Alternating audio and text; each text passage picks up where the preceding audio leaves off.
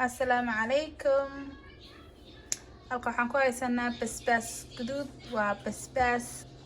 basbaaskii oo maxaa la dhihi waa shigni baa la dhahaa waxaa lagu cuni doonaa bajiye halka waxaan tomato iyo xamar iyo cambe marka insha Allah saan u sameynayno nala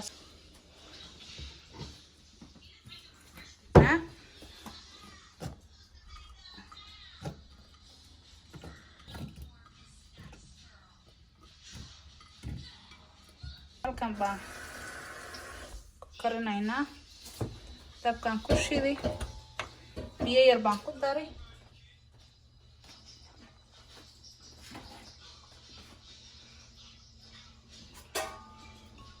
xiro cusbo ah hadana xiro cusbo aan ku daray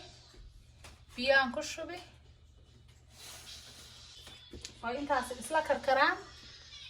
wax yaro biyo aan ku daraynaa خيار البسباس كده هذا الشيء ذا يا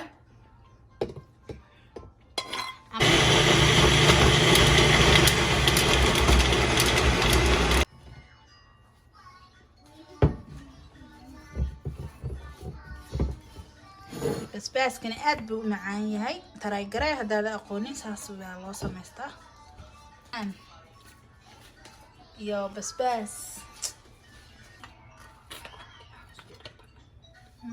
هوت صوص عادي هي ويان waxa lagu dhuuqayaa bajiyaha lagu cunaa aad intu si doona insha Allah sida loogu cuno oo idinkaasa subscribe daha channelka hada ku cusub tahay videoga like dheh hadii aad aragtay aad ka hesho lagu dhuuqaa waxa lagu dhuuqayaa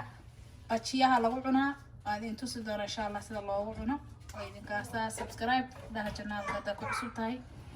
videoga like dheh hadii aad aragtay aad ka heshay oo idinkaasa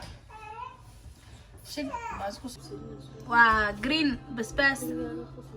gurigaaga ku samaysan kartaa aad buu macaan yahay greenka ah hadii aad bacteria caloosha xataa leedahay waa u daawo aad baad u cuni kartaa daawo uma baahanaysid marka waxaan leenahay subscribe Daddy, you want to say something?